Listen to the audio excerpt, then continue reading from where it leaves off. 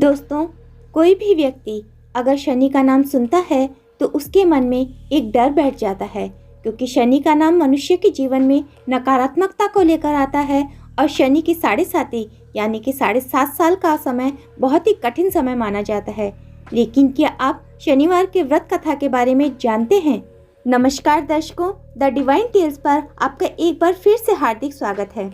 शनिवार का व्रत शनिदेव के प्रकोप से बचने का एक साधारण उपाय बताया जाता है। अगर किसी पर शनिदेव का प्रकोप बहुत अधिक होने वाला हो तो उसे शनिदेव की पूजा और व्रत के द्वारा कम किया जा सकता है। तो चलिए सुनते हैं शनिवार व्रत कथा। एक समय की बात है, स्वर्गलोक में सबसे बड़ा कौन है, इस प्रश्न पर 9 ग्रहों में वाद विवाद हो गया। निर्णय के लिए सभी देवता देवराज इंद्र के पास पहुँचे और बोले, हे देवराज, आपको निर्णय करना होगा कि हम में से सबसे बड़ा कौन है। देवताओं का प्रश्न सुनकर इंद्र उलझन में पड़ गए। फिर उन्होंने सभी को पृथ्वीलोक में राजा विक्रमादित्य के पास चलने का सुझाव दिया। इंद्र के आग्रह पर सभी ग्रह भूलोक राजा विक्रमादित्य के दरबार में पहुंच गए। जब ग्रहों ने अपना प्रश्न राजा विक्रमादित्य से पूछा तो वह भी कुछ देर के लिए परेशान हो उठे, क्योंकि सभी ग्रह अपनी अपनी शक्तियों के कारण महान थे। किसी को भी छोटा या बड़ा कह देने से उनके क्रोध के प्रकोप से भयंकर हानि पहुंच सकती थी। अचानक राजा विक्रमादित्य को एक उपाय सूझा और उन्होंने विभिन्न धातुओं जैसे सोना, चांदी, कांसा, तांबा, शीशा, रांगा, जस्ता, अभ्रक व लोहे के 9 आसन बनवाए। सबसे आगे सोना और सबसे पीछे लोहे का आसन रखा गया। उन्होंने सभी देवताओं को अपने अपने आसन पर बैठने को कहा। उन्होंने कहा, जो जिसका आसन हो ग्रहण करे। जिसका आसन पहले होगा वह सबसे बड़ा तथा जिसका बाद में होगा वह सबसे छोटा होगा। चूंकि लोहे का आसन सबसे पीछे था, इसलिए शनिदेव समझ गए कि राजा ने मुझे सबसे छोटा बना दिया है। इस निर्णय से शनिदेव रुष्ट होकर बोले, हे राजन, तुमने मुझे सबसे पीछे बैठाकर मेरा अपमान किया है। तुम मेरी शक्तियों से परिचित नहीं हो।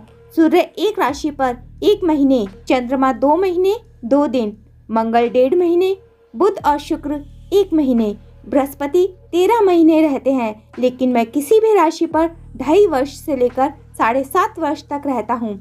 बड़े बड़े देवताओं को मैंने अपने प्रकोप से पीड़ित किया है। अब तू भी मेरे प्रकोप से सावधान रहना। इस पर राजा विक्रमादित्य बोले, जो कुछ भाग्य में होगा देखा जाएगा। इसके बाद अन्य ग्रहों के देवता तो प्रसन्नता के साथ चले गए, परंतु शनिदेव बड़े क्रोध के साथ वहां से विदा हुए।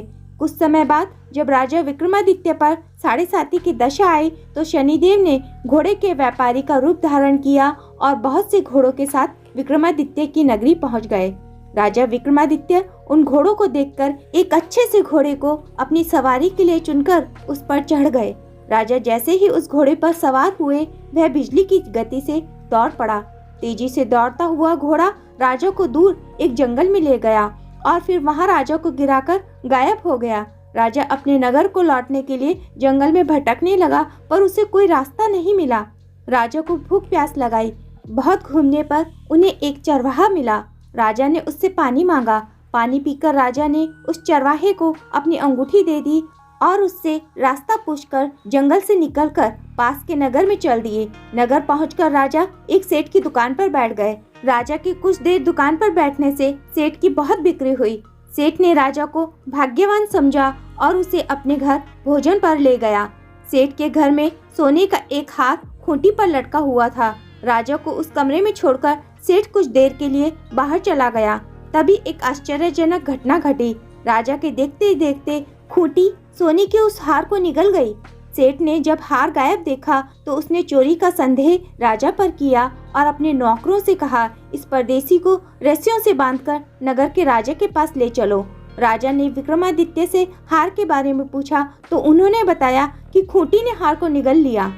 इस पर राजा क्रोधित हुए और उन्होंने चोरी करने के अपराध में विक्रमादित्य के हाथ पांव काटने का आदेश दे दिया।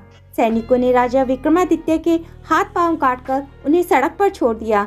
कुछ दिन बाद एक तेली उन्हें उठाकर अपने घर ले गया और उसे कोल्हू पर बैठा दिया। राजा आवाज देकर बैलों को हाँकता रहता। इस तरह तेली का बैल चलता रहा और राजा को भोजन मिलता रहा। शनि के प्रकोप की 7.5 पूरी होने पर वर्षा ऋतु प्रारंभ हुई। एक रात राजा विक्रमादित्य मेघ मल्हार गा रहा था।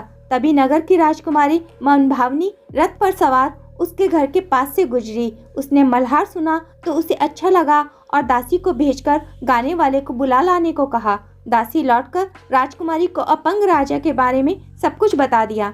राजकुमारी उसके मेघ मल्हार से बहुत मोहित हुई और सब कुछ जानते हुए भी उसने अपंग राजा से विवाह करने का निश्चय किया।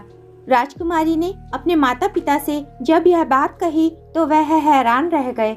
उन्होंने उसे बहुत समझाया पर राजकुमारी ने अपनी जिद नहीं छोड़ी और प्राण त्याग देने का निश्चय कर लिया। आखिरकार राजा रानी को विवश होकर अपंग विक्रमादित्य से राजकुमारी का विवाह करना पड़ा। विवाह के बाद राजा विक्रमादित्य और राजकुमारी तेली के घर में रहने लगे। उसी रात स्वप्न में शनिदेव ने राजा से कहा, राजा तुमने मेरा प्रकोप देख लिया, मैंने तुम्हें अपने अपमान का दंड दिया है। राजा ने शनिदेव से क्षमा करने को कहा और प्रार्थना की, हे शनिदेव, आपने जितना दुख मुझे दिया है अन्य किसी को ना देना। शनिदेव ने कहा, राजन मैं तुम्हारी प्रार्थना स्वीकार करता हूँ।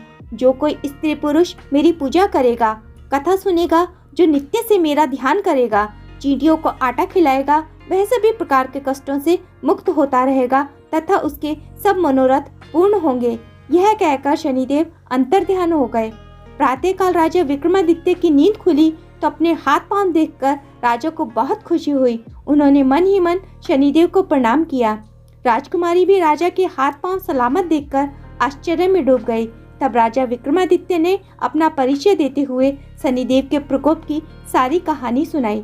इधर सेठ को जब इस बात का पता चला तो दौड़ता हुआ आया और राजा विक्रमादित्य के चरणों में गिरकर क्षमा मांगने लगा। राजा विक्रमादित्य ने उसे क्षमा कर दिया क्योंकि वह जानते थे कि यह सब तो शनिदेव के प्रकोप के कारण ही हुआ था। सेठ राजा विक्रमादित्य को पुनः अपने घर ले गया और उसे भोजन कराया। भोजन करते समय वहां एक आश्चर्यजनक घटना घटी। सबके देखते देखते उस खूंटी ने हार उगल दिया। सेठ ने अपनी बेटी का विवाह भी राजा के साथ कर दिया और बहुत से स्वर्ण आभूषण धन आदि देकर राजा को विदा किया। राजा विक्रमादित्य राजकुमारी मनभावनी और सेठ की बेटी के साथ अपने नगर वापस पहुंचे तो नगर वासियों ने हर्ष के साथ उनका स्वागत किया। अगले दिन राजा विक्रमादित्य ने पूरे राज्य में घोषणा करा दी कि शनिदेव सब ग्रहों में सर्वश्रेष्ठ हैं। प्रत्येक स्त्री पुरुष शनिवार को उनका व्रत करे और उनकी व्रत कथा अवश्य ही स्मरण करे।